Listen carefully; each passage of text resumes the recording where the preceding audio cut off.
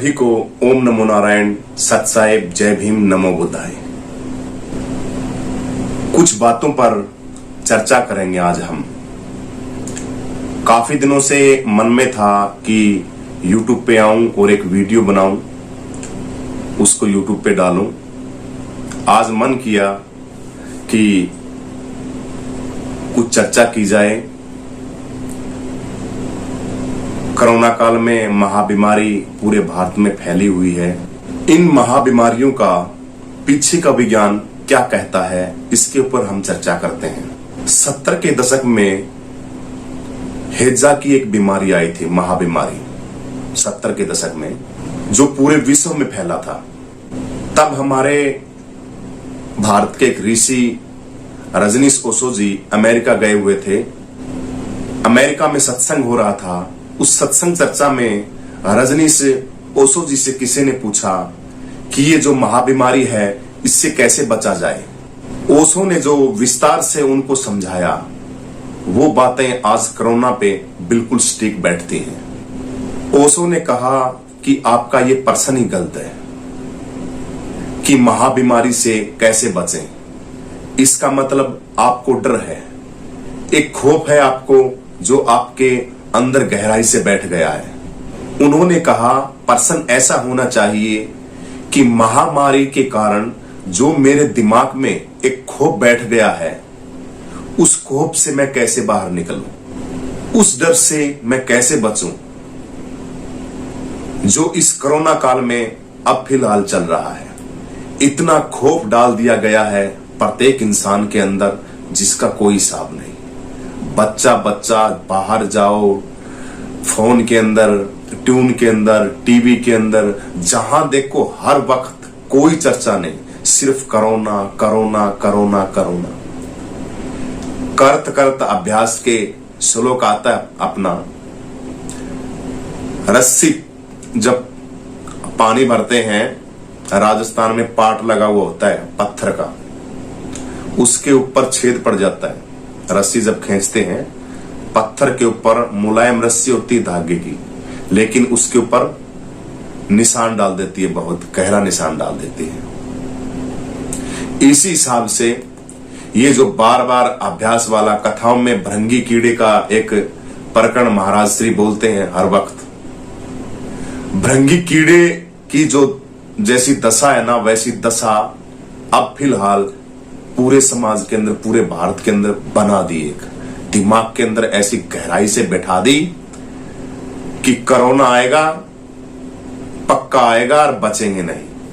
लेकिन इसके विपरीत है कुछ ऐसा, कुछ भी नहीं, कोई डरने वाली बात नहीं। कुछ सावधानियां रखनी है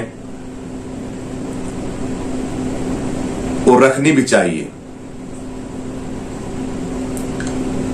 नॉर्मल सी सावधानियां हैं, वो रखनी चाहिए, बरतनी चाहिए। लेकिन इतना जो गहराई से लोगों के अंदर ठूस ठूस के भरा जा रहा है, ये बहुत गलत है। डरे नहीं, मुकाबला करें, धैर्य धीरज रखें, विश्वास रखें।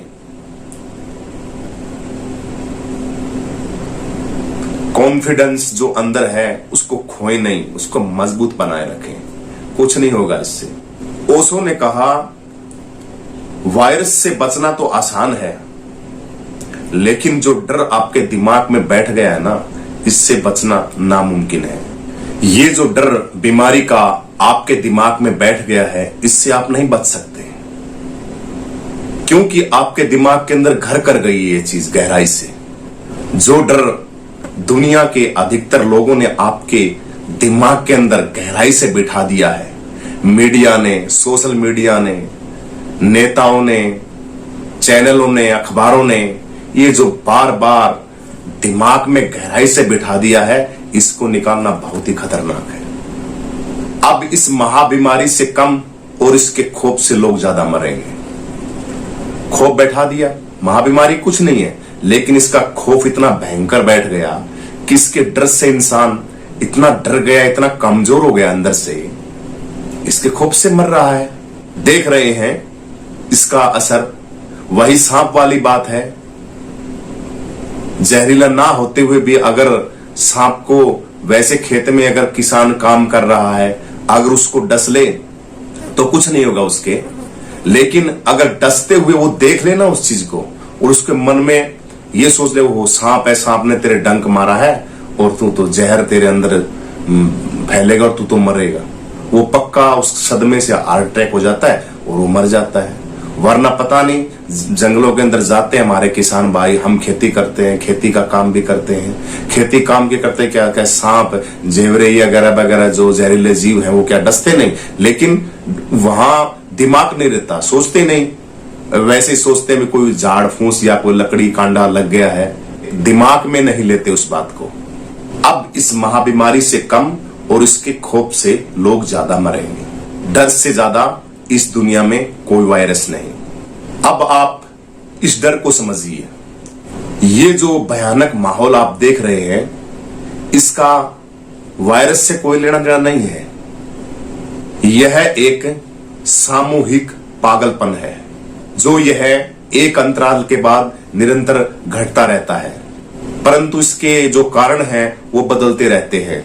कभी सरकारों की प्रतिस्पर्धा, कभी कच्चे तेल की कीमतें, कभी दो देशों की लड़ाई, कभी पूरी पृथ्वी के अनेक देशों की आपस में जैविक हथियारों की होड़ लड़ाई, परमाणु बमों की लड़ाई। इस तरह का पागलपन निरंतर चलता ही रहता है। व्यक्तिगत पागलपन की तरह कौमगत, देशगत, राज्यगत पागलपन भी होता है। इसमें अधिक से लोग या तो हमेशा के लिए विक्षिप्त हो जाते हैं या फिर मर जाते हैं। ऐसा पहले भी हजारों बार हुआ है और आगे भी होता रहेगा। आप आगे आने वाले वक्त में देखेंगे कि लोग टैंकों से नहीं लड़ेंगे, जैविक हथियारों से लड़ाई होगी। ये जो कोरोना वायरस है, इसी तरह वायरस तैयार किए जाएंगे, उन वायरसों से लड़ाई हुआ करेगी। बहुत विनाश का दौर आएगा आगे आगे। अभी तो कुछ नहीं। जो प्रगतिशील देश हैं, साइंस टेक्नोलॉजी में बहुत आगे हैं, उन देशों ने तो अभी भी तैयार कर रखे हैं। एक्सपेरिमेंट नहीं कर रहे। जिस दिन उनका दिमाग खराब होगा, विनाशकाल विपरीत बुद्धि जब उनकी आएगी, तब उसका इस्तेमाल भी करेंगे। और क्या पता ये जो वायरस छोटा मोटा फैल रहा है, ये एक प्रशिक्षण हो उनका, देखते हैं करके। तो ये लड़ाइयां जैविक लड़ाइयां हो जाएंगी आने वाले वक्त में। ओशो ने कहा कि मूर्ख आदमी के लिए ऐसी समस्याएं डर पैदा करती हैं और ज्ञानी जो विवेकशील इंसान होता है उसके लिए अवसर प्रदान करती हैं। इसलिए आप इस महाबीमारी से डरिए नहीं, बिल्कुल भी घबराइए नहीं। मन में ये रखें कि ऐसा कुछ नहीं, और वैसे भी नहीं है ऐसा कुछ।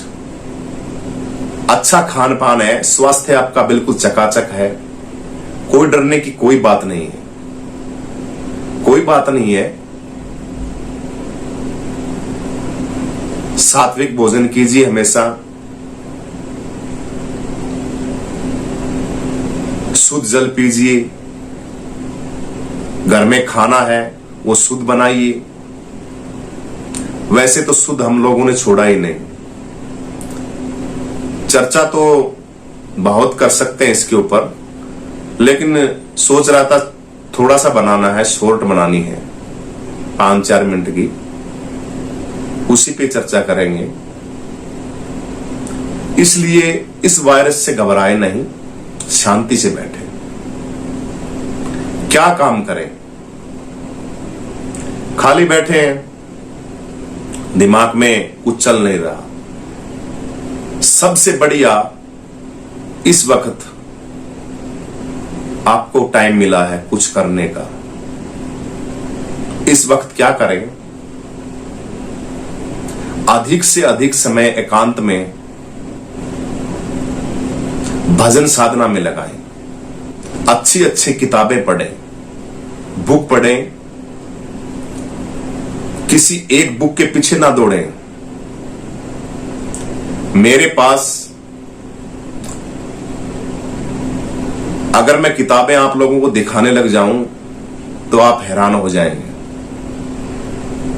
इतना शौकीन हूं किताबों का जिसका कोई हिसाब नहीं। प्रत्येक इंसान की बुक पढ़ता हूं मैं। ये नहीं कि किसी ने कह दिया, मन में बैठा लिया कि सिर्फ यही चीज पढ़नी है, बस हमें तो और कुछ करना नहीं। उस एक ही चीज के पीछे लगे रहे। सभी महापुरुषों का निचोड़, उन्होंने क्या कहा अपनी जिंदगी में, उसको अपने जहन में उतारें, उनकी बात को भी समझें और दिमाग से उस चीज से एक तालमेल बिठाएं। क्या ये सही है, क्या ये गलत है। किसी ने कह दिया, कहने से कुछ नहीं होता। आपका मन, आपकी आत्मा उस चीज को मानती है या नहीं मानती। करके जब तक आप नहीं देखोगे तब तक कोई फायदा नहीं उस चीज का। औरों को आनंद आ रहा है और उस आनंद में आप ऐसे नाड़ हिला रहे हो, क्या फायदा। झूठी नाड़ हिला रहे हो आप। हां, सामने वाले को आनंद आ रहा है, वैसा ही आनंद आप अनुभव कर रहे हो।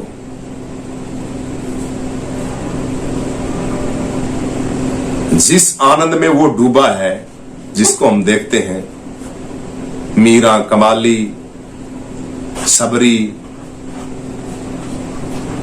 अनेकों महात्मा हुए जिनका हम, गोपियां,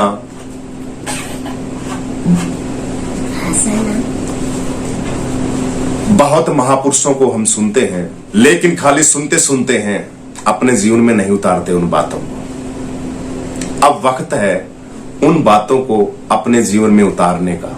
इस महाबीमारी में एकांत में आराम से घर में बैठिए, ध्यान कीजिए,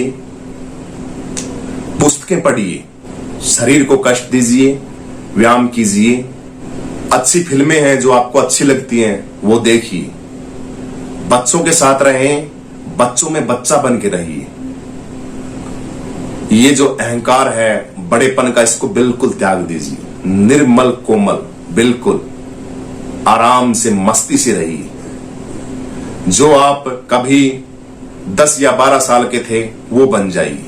चेहरे पर हमेशा बच्चों जैसी ताजगी रखिए, खुश रहिए। घर में भी अपना वातावरण है, उसको खुश रहिए। ये जो कोरोना की चर्चा है, इसको बिल्कुल ना होने दे घर के अंदर। कोई चर्चा नहीं इसकी। अगर कोई चर्चा भी करता है, ना सुने उसको। हमारी है भी नहीं। खांसी होती है, जुकाम होता है, तुलसी का रस पीजिए, गर्म पानी पी लीजिएगा। तुलसी है, तुलसी के 2-4 पत्ते खा लीजिएगा, लौंग इलायची की चाय पीजिएगा। एक गिलोई की बेल आती है, उसको कच्चा कच्चा मिल जाती है हर एक जगह, उसका काढ़ा पी ले। गले में अगर थोड़ी बहुत तकलीफ है तो बुखार के अंदर भी वो काम देती है। अर्जुन की छाल है, अर्जुन की छाल का उकाड़ के उसको पानी के अंदर, उस पानी को पीजिए, गर्म पानी को। नमक, सेंधा नमक है, उसके थोड़े बहुत गरारे कर लें। तेल की जो चीजें हैं ज्यादा वो ना खाएं। भोजन थोड़ा हल्का फुल्का लें। लस्सी पिए, दही खाएं। हरी सब्जी जो है बढ़िया ऐसी लगे गांव की है वो लें। और जो कई बातें आपके दिमाग में रह जाती है कि वक्त नहीं मिला, अगर टाइम मिलता तो घर में वो चीजें हम करते हैं, वो कीजिए। आपके पास टाइम ही टाइम है। जो नहीं कर सके वो कीजिए। खेलिए बच्चों के साथ, खुशी के साथ खेलिए। अरे क्या पूरी जिंदगी कमाना ही कमाना है, घूमना ही घूमना है। सुबह से लेके शाम तक, शाम से लेके सुबह तक हमेशा निरंतर कीड़ी की तरह ये इंसान लगा रहता है। यहाँ किसी को आराम नहीं है। हमने तो किसी को आराम करते यहाँ देखा नहीं। यहाँ सभी लगे हुए हैं। वो बेशक आप है, मैं हूं या कोई और है। सिद्ध कोटि के कई महापुरुष हैं जो अपनी मस्ती में रहते हैं, लेकिन उनको भी हमने कुछ ना कुछ करते हुए देखा है। भगवान श्री कृष्ण कहते हैं कि कर्म करते रहिए। कर्म तो आप हमेशा करते ही रहिए, लगे रहिए उसके अंदर। और महात्मा ने कहा, अगर मुझे 15 दिन मिल जाए घर बैठने के लिए, तो मैं 15 दिन में पूरी एक लाइब्रेरी की जो किताबें होती हैं वो सारी पढ़ लूं।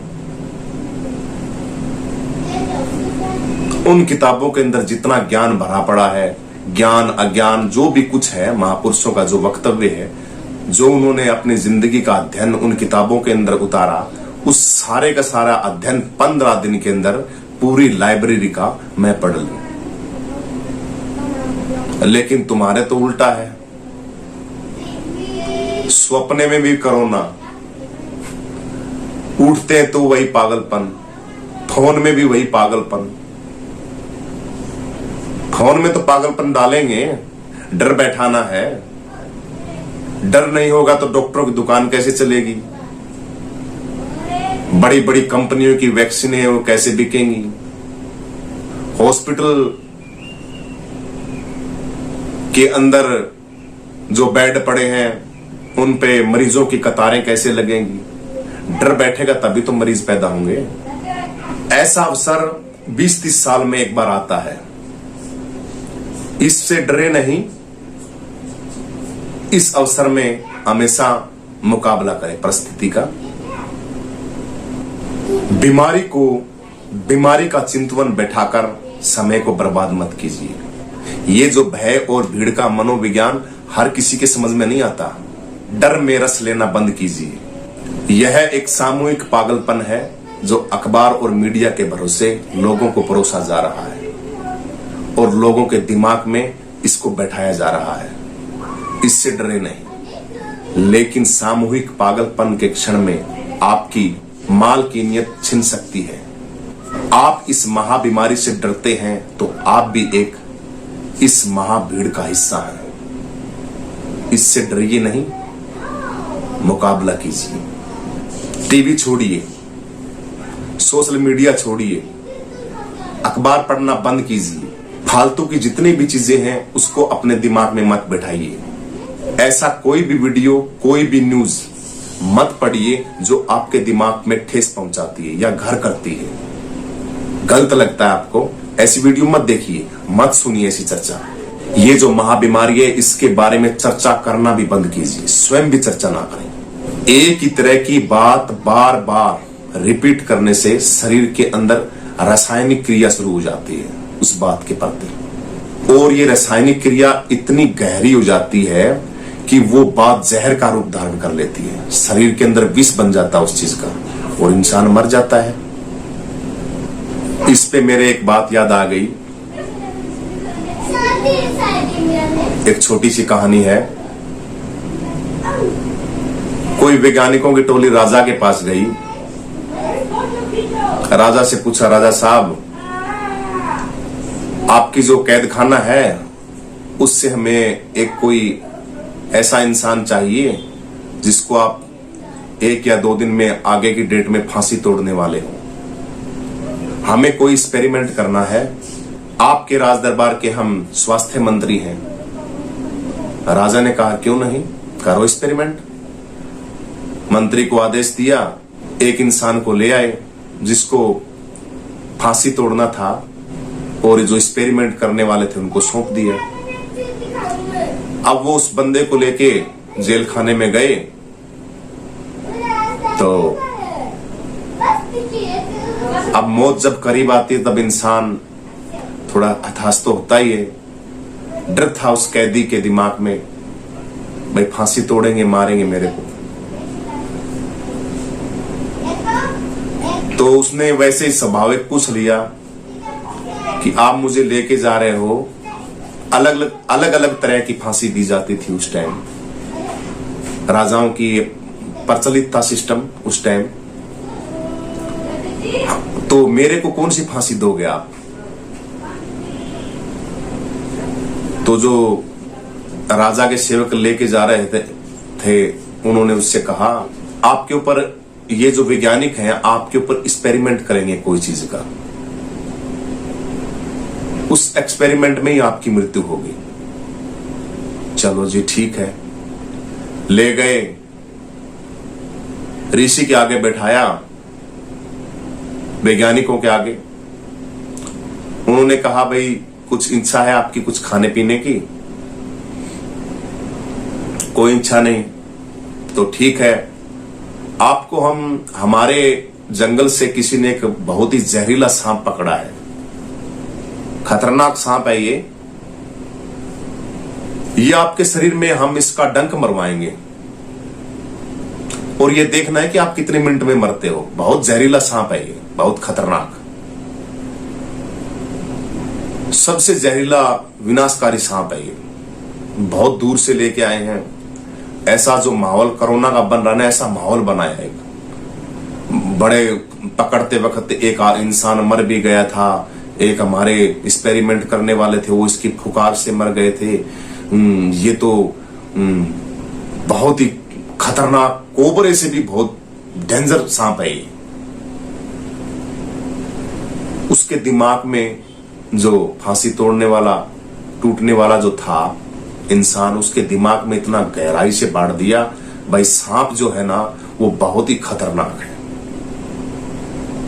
अब उसके हाथ पैर बांध दिए, आंखों पे पट्टी बांध दी।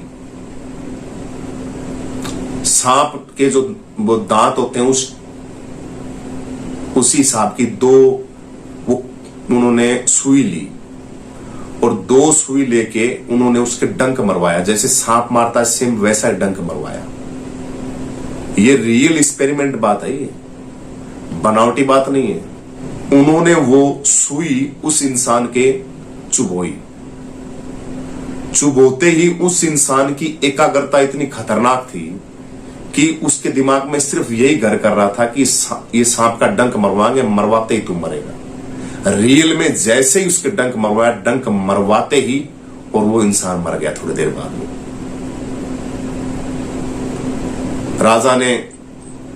राजा भी ये बात देख रहा था।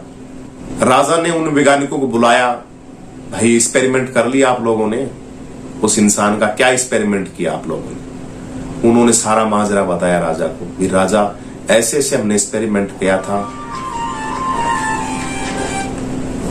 कि इंसान खौफ से मरता है क्या, डर से मरता है क्या। तो क्या रिजल्ट निकला? रिजल्ट क्या, देखो आप एक्सपेरिमेंट करके देखो इसके ऊपर। आप अपने और वैद्य को बुलाइए, इसके अंदर देखिए। आपके 10 सैनिकों के सामने हमने सिर्फ सुई लगाई है इसके, और इसका देखो इसके अंदर पूरा नीला है बॉडी इसकी सारी की सारी। राजा ने बॉडी को चेक किया है तो देखी पूरी बॉडी नील और सबसे हाई लेवल का पूरे शरीर के अंदर जहर मिला। तो ये खेल है इस चीज का। चिंतवन करोगे, चिंतवन करते करते आपके दिमाग के अंदर वो चीज गहराई से बैठ जाती है। इसलिए आप इस बीमारी का चिंतवन ना करें, इससे डरे नहीं, मुकाबला करें, स्वस्थ रहें, आराम से मस्ती से रहें, खूब नहाएं पिएं, सत्संग भजन संध्या जो भी आपका निरंतर काम है वो करते रहें। हेलो। इसलिए डर भी एक तरह का आत्मसमोहन है, इससे डरे नहीं। ध्यान साधना का भी एक मेथड है। ध्यान साधना में एक तरह का प्रोटेक्टिव एरिया हो जाता है, ओजोन परत बोलते हैं। इसी तरह ओजोन परत की तरह प्रोटेक्टिव एरिया हो जाता है। उसके अंदर वायरस नहीं आता। जिस तरह जहरीली गैसें नहीं आ सकती अपन हमारे अंदर, इस वायुमंडल के अंदर ओजोन परत को छेद करके जहरीली गैसें अंदर नहीं आती, इसी तरह प्रोटेक्टिव एरिया के अंदर भी ये वायरस नहीं घुस सकता। बाहर की नकारात्मक जो ऊर्जा है उसको अपने अंदर नहीं घुसने देता। ये जो पॉजिटिव ऊर्जा है, ताकत की ऊर्जा, उसी को रखता है। नेगेटिविटी उसके अंदर नहीं जाती, घुस ही नहीं सकता उसके अंदर, नष्ट हो जाता है। इसलिए ध्यान साधना कीजिए। अभी फिलहाल पूरी दुनिया की ऊर्जा नकारात्मक हो गई है। नेगेटिविटी इतनी फैल गई है, मर गए मर गए मर गए मर गए, कोरोना आएगा, खाएगा, मार देगा, ये हो जाएगा, वो हो जाएगा। नकारात्मक, पॉजिटिव, नेगेटिविटी बढ़ गई है। पॉजिटिव जो थिंकिंग है वो बिल्कुल खत्म हो गई है। ध्यान साधना कीजिए, ध्यान साधना से रिलेटेड बुकें पढ़िए, विद्वान लोग हैं उनका संग कीजिए, आपने अपने महात्मा है उनसे संपर्क कीजिए, उनसे पूछिए, वही भी वो गुरुजी भी हमें यही बात बताएंगे। अंत में सबसे बड़ी बात, धीरज रखिए, आत्मविश्वास रखिए। ये जो थोड़ी बहुत की टाइम है, वक्त है, ये ऐसे ही निकल जाएगा, कुछ नहीं होगा। मस्त रहिए, जब तक मौत आ ना जाए तब तक उससे क्या डरना, आएगी तब देखेंगे। डर एक तरह की मूढ़ता है, इसको त्यागें, इसको छोड़ें। प्रभु भजन, सत्संग, संतों की वाणियां और अपने परिवार में मस्ती के साथ रहिए। और हाँ, एक बात और याद रखिए, इस मुसीबत के दौर में आपका कोई साथ नहीं देगा, सिर्फ आपका धीरज, आपका आत्मविश्वास, भजन बंदगी आपके काम आएगी। इस संसार में सभी लोग अपना काम निकालते हैं। जब से होश संभाला है तब से इस चीज का हमें अनुभव है और आप लोगों को भी अनुभव है। जितनी आपकी काबिलियत है उतनी ही आपकी कीमत है। आपकी काबिलियत से ज्यादा आपको कुछ नहीं मिलेगा, याद रखना। लगातार 1.5 साल से इस कोरोना महाबीमारी में मेरा परिवार तन मन धन से काम कर रहा है। मेरे घर के अंदर 4 नर्सिंग स्टाफ हैं जो निरंतर हॉस्पिटलों के अंदर 12-12 घंटा की आईसीयू के अंदर ड्यूटी देते हैं। मेरी छोटी सिस्टर है पूनम बोध, विदेशी संस्थाएं हैं कोई उनकी, वो संस्था चलाती है, गरीब बच्चों को कपड़े, गरीब बच्चों के ऊपर वगैरह वगैरह, उसकी संस्था का ही कोई काम है। भोजन उपलब्ध कराना, ये एल्ट्रोसिटी क्या बोलते हैं उसको, ये जो केस हो जाते हैं महिलाओं के, उनके ऊपर निरंतर कोरोना काल में वो काम करती रहती है। कम से कम 30-35 लड़कियां हैं उसके मिशन में, उसके साथ वो काम करती रहती हैं, दिन रात लगी रहती हैं। लेकिन मजाल है, 1.5 साल से किसी एक बंदे ने, मेरे एरिया के ने, ये नहीं कहा कि कोरोना काल महाबीमारी के अंदर आप लोगों का परिवार निरंतर काम करता है, दिन रात ड्यूटी करता है, दिन रात आप काम करते हो। कोई बधाई, कोई उपहार, कोई बधाइयां, कुछ कहना मतलब ही नहीं। यहां तक कि मेरे संपर्क के अच्छे सर्वश्रेष्ठ इंसान जो मेरे संपर्क के हैं, कोरोना काल में उनका फोन तक नहीं आया मेरे पास। आपका परिवार सेफ है, आप ठीक हैं, घर की परिस्थिति ठीक है, घर का काम ठीक चल रहा है, किसी का भी कोई फोन नहीं आया। हालांकि उनको बोलना चाहिए, बेटा काम धंधा बंद है, किसी भी चीज की जरूरत हो तो बोलना, लेकिन नहीं। ज्यादा नहीं बोलूंगा मैं, ठीक नहीं ज्यादा बोलना। हाँ, किसी ने ये जरूर पूछा कि तेरे घर में नर्सिंग स्टाफ है, 4 नर्सिंग स्टाफ है तेरे घर में, और बाहर तुम काम करते हो, तेरी बहन है वो निरंतर काम करती रहती है। भैया तेरे 4 नर्सिंग स्टाफ को घर बैठा ले, ठीक है, नहीं ये जो सेवा है ना तेरी, ये धरी की धरी रह जाएगी। तेरी बहन को भी बोल दे और तेरे घर के जितने सदस्य हैं ना, इसको इस महाबीमारी में मत लपेट, वरना मारा जाएगा। छुट्टी करा के उनकी अपने घर बैठा ले। हाँ, ये बात बहुत कही, सभी ने कही ये बात तो मेरे को फोन करके, अपने अच्छे हैं उन्होंने कही ये बात। तो दिमाग मेरा भी खराब हुआ, मैंने भी सोचा इस पे चर्चा होनी चाहिए, भी बहुत तगड़ी बीमारी है, पूरा स्टाफ मेरे घर का जाता है, तो क्या करना चाहिए। शाम को चर्चा हुई, चर्चा में बैठे, हाँ भाई क्या करना चाहिए इस कोरोना काल महाबीमारी के अंदर। लेकिन कमाल हुआ, हमारे पूरे परिवार की सहमति एक निकली, कोई अलग नहीं गया, एक सहमति निकली कि पढ़ाई हमने किस लिए की है, किस लिए डॉक्टर की लाइन हमने चुनी है, पढ़ाई करने का फायदा क्या हुआ, अच्छी शिक्षा लेने का फायदा क्या हुआ।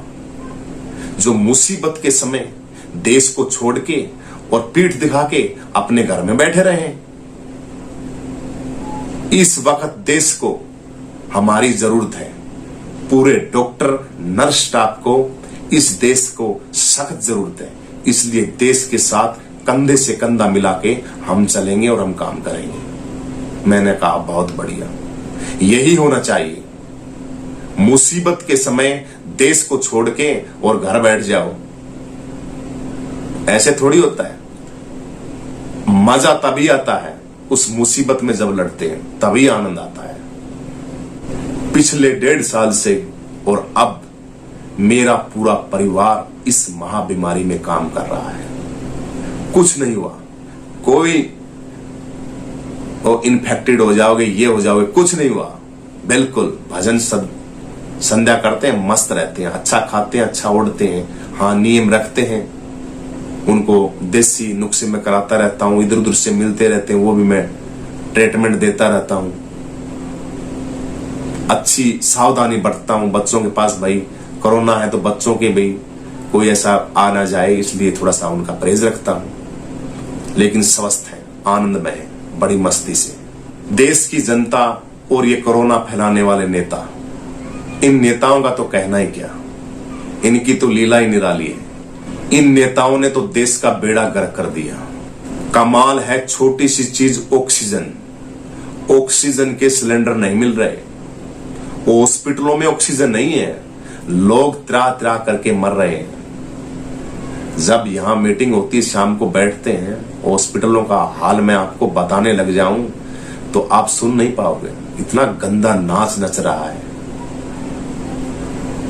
कोई फुर्सत नहीं। मरे दुनिया मरती है। तो 2,500 रुपए वाला सिलेंडर आज सुदेश बोल रही थी कि 40-45 हजार रुपए में 2,500 रुपए का जो गैस का सिलेंडर आता है, ऑक्सीजन गैस का, 40-45 हजार में नहीं मिल रहा। देखो दुर्भाग्य इस देश का। इन नेताओं ने ऐसी की तैसी कर दी देश की। लेकिन कसूर इनका नहीं, कसूर वो भी हमारा ही है, क्योंकि हमने ही वोट दिए थे इनको। अब भुगतो। इनको हिंदू मुस्लिम, भारत पाकिस्तान, गाय गोबर, मंदिर मस्जिद, लड़ाई दंगे से फुर्सत नहीं मिलती इनको। इस लड़ाई दंगे के चक्कर में पूरे भारत देश को मड़िया मेट कर दिया इन लोगों ने। जिस चीज की देश को जरूरत है, उस जरूरत की चर्चा होनी चाहिए थी, वहां चर्चा कुछ और ही कर रहे हैं। जिस चीज पर देश में चर्चा होनी चाहिए थी, स्वास्थ्य पर, शिक्षा पर, स्कूल कॉलेज यूनिवर्सिटियों पर, किसान भाई खेती कर करके त्राही त्राही मर रहे हैं, कोई बेनिफिट नहीं हो रहा उनको, उनकी समस्या पर, टेक्नोलॉजी पर, नई नई टेक्नोलॉजी क्या लेके आए, उसके ऊपर चर्चा होनी चाहिए थी। ज्ञान विज्ञान की यूनिवर्सिटियों पर चर्चा होनी चाहिए थी, लेकिन नहीं, इन पे कोई चर्चा नहीं। भारत का पूरा सिस्टम, मीडिया, अखबार इन नेताओं की जूती बन के रह गया, गुलाम बन के रह गया। इनका सारा का सारा सिस्टम हाईजैक कर लिया इन लोगों ने। इसलिए देश की जनता हमें अवार्ड दे या ना दे, लेकिन देश में मुसीबत के समय पीठ दिखाकर घर में कभी नहीं बैठेगा भगत चांद आर्यनगर का परिवार। इसलिए आपसे यही प्रार्थना, मुसीबत के समय अपने घर परिवार, मोहल्ले, गांव, जिले, अपना राज्य, पूरा भारत और पूरे विश्व की मानवता की सहायता करें। कुछ दिन के लिए मुसाफिर हैं यहाँ, खुशी से रहें, प्यार से रहें, मस्त रहें। पूरी प्रकृति आपकी है, आपके दाएं बाएं ऊपर नीचे सभी जीव जंतु, पेड़ पौधे, मनुष्य, इंसान, जीव जंतु, ये सब सारे के सारे आपके हैं, हमारे हैं। इसलिए इनका आप ख्याल रखें। ज्यादा से ज्यादा समय ध्यान एकांत में बिताएं। इसी के साथ ओम नमो नारायण, सत साहेब, राधा स्वामी, जय भीम, नमो बुद्ध।